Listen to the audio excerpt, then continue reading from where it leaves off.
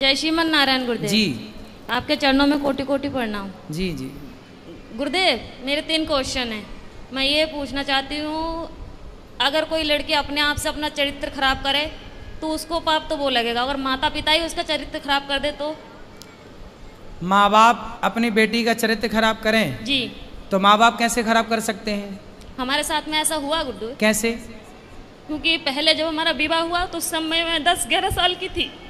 जब आपका ब्याह हुआ? हाँ, तो पर वो विवाह नहीं था, हमें बेचा गया था। आपको किसने बेचा? माता ने हमारी। आपकी माँ ने बेच दिया? किसको बेचा? जिनके साथ में विवाह किया उनसे पैसे लिए गए थे। तो वो कितनी उम्र का था? वो हमसे ज्यादा उम्र के थे। कितने? ऐसे ही लगभग 19-20। वो 19 साल का था। जी। और आप उस समय कितने साल की थी? ऐसे ही 10-11 साल की। जो पहला पीरियड होता है वो मेरी शादी के बाद ही आई। अच्छा, तो उस 20 साल के लड़के के साथ आपको बेच दिया? जी। फिर क्या हुआ? फिर क्या, फिर उस समय मुझे इतना ज्ञान नहीं था कि परिवार कैसे चलाए जाते हैं, घर गृहस्थी कैसे चलाई जाती है। ठीक है। फिर भी जैसे तैसे भी वो शराबी था।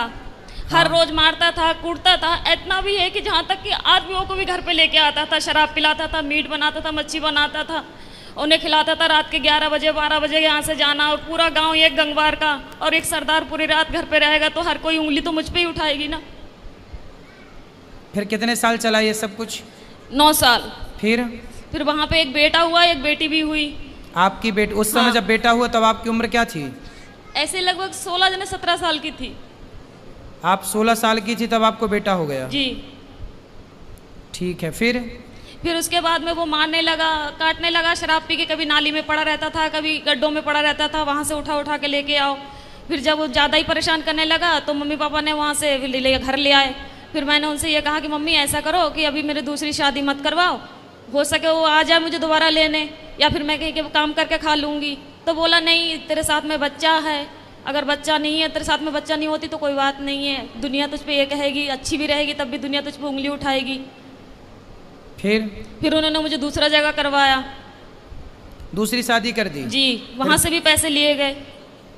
फिर बच्चा हमारे साथ में थे। फिर वो बोल रहे थे कि अगर तू, पहले तो कहने लगे थे ये कि हाँ बच्चों को भी सही समझूंगा, फिर बाद में हमारे बच्चों को मारने लगे, कूटने लगे। उसे अब सही। कहाँ हैं? अब क्या है? अब मैं वहाँ से दूसरी जगह हूँ। अब उसको भी छोड़ दिया? जी। अब कहाँ है? अब मैं अपने आप से बैठी हूँ। तो अब ब्याह नहीं किया? नहीं, अपने आप से दूसरी जगह बैठी हूँ। दूसरी जगह बैठी हूँ मतलब?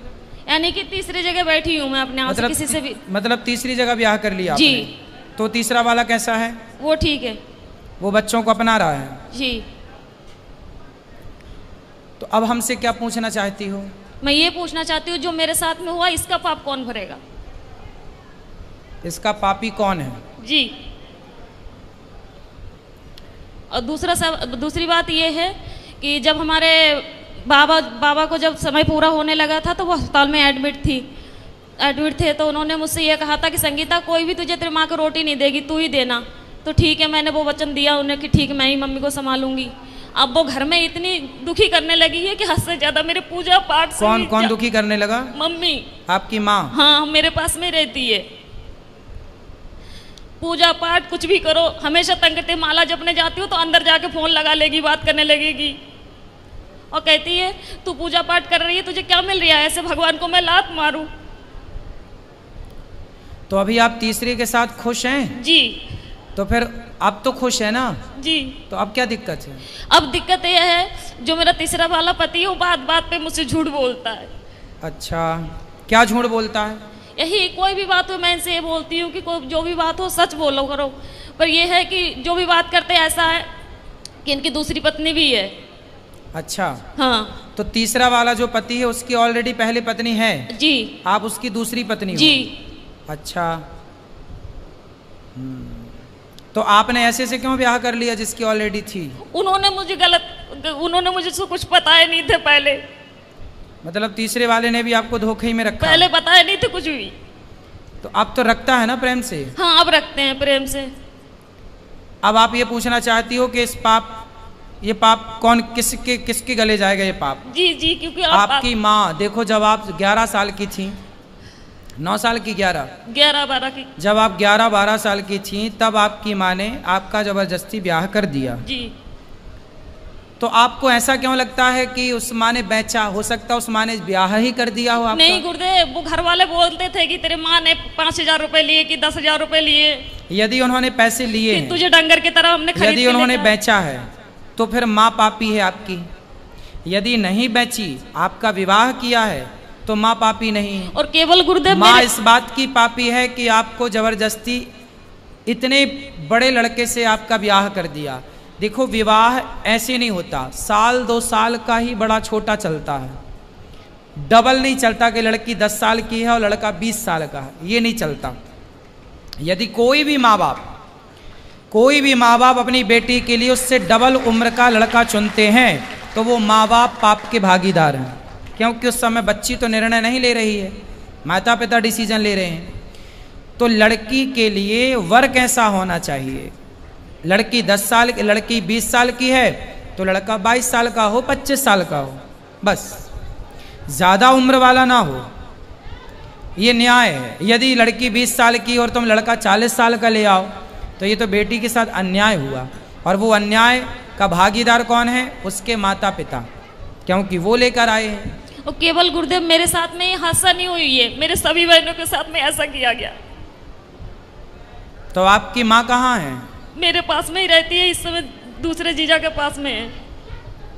तो वो कैसी माँ है? निर्दयी है? मैं ये पूछना चाहती हूँ कि अब मैं करूँ क्या? पापा को भी यही वचन दिए मैंने कि मैं रखूंगी, और वो घर में इतनी दुखी कर रही है कि मेरा खाना पीना हराम तो है। माँ को भेजो क्यों, ऐसी माँ को जो आपको बेच रही है, जो आपके साथ गलत काम कर रही है। ऐसे लोग दया के पात्र नहीं है। यदि पहले ये कन्फर्म करो कि माँ, हो सकता माँ सही हो, उनने गलत खुद है, माता- गलत है तो आप उनको खाना पीना देना आपका कर्तव्य भी है। बूढ़ी अम्मा कहाँ जाएगी? इंसानियत तो कहती है कि आप उनको खाना पीना दो, लेकिन वो दया का पात्र नहीं है। जब धृतराष्ट्र के 100 बेटे मारे गए, तब भीम भैया धृतराष्ट्र को रोटियां ऐसे कुत्तों की तरह देते, बुढ़े खा ला। तो लोग कहते हैं, अरे भीम, वो तेरा बाप है, बड़े पिता है ना धृतराष्ट्र, भीम के तेरा बड़ा पिता है, तो कैसे कुत्तों की तरह परोसता है? तो भीम भैया बोले कि मैं ही क्या पुत्र धर्म निभाऊं?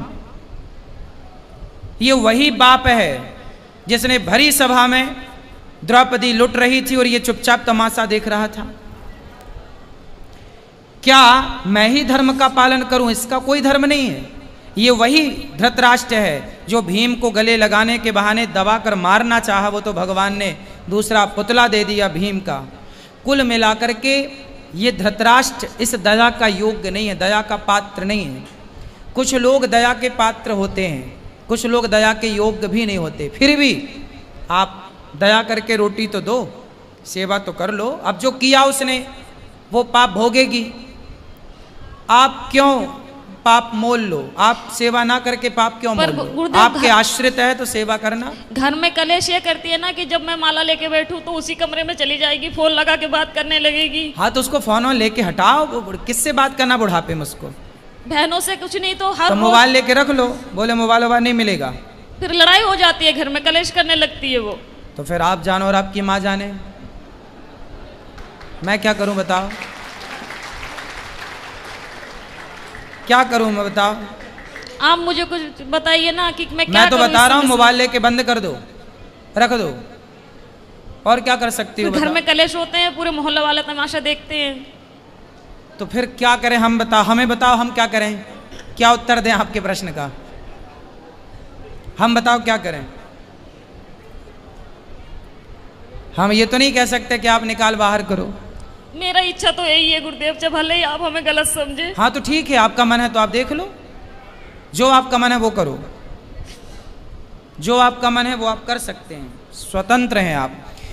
यदि वो अपराधी हैं तो बिल्कुल आपको साथ में नहीं रखना चाहिए।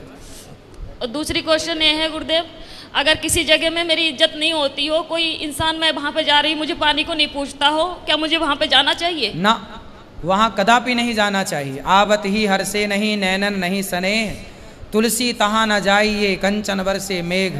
वहाँ कभी नहीं जाना चाहिए जहाँ आपके जाने से सामने वाले को प्रसन्नता ना हो। हाँ, तो वो जैसे मेरी सौतन है, जो हमारी सौतन है वो मेरे पास में आती है। हम बाहर रहते हैं यानी कि कमरे किराए पे लेके, तो वो जब आती है तो हम उसे चाय से लेके नाश्ता से लेके ऐसी कोई कमी नहीं छोड़ती हूँ कि उसे बुरा लगे। मम्मी चाहे सास हुए चाहे बच्चे हुए चाहे कोई भी हुए, पर वो लोग नहीं चाहते कि मैं उस घर में जाऊँ।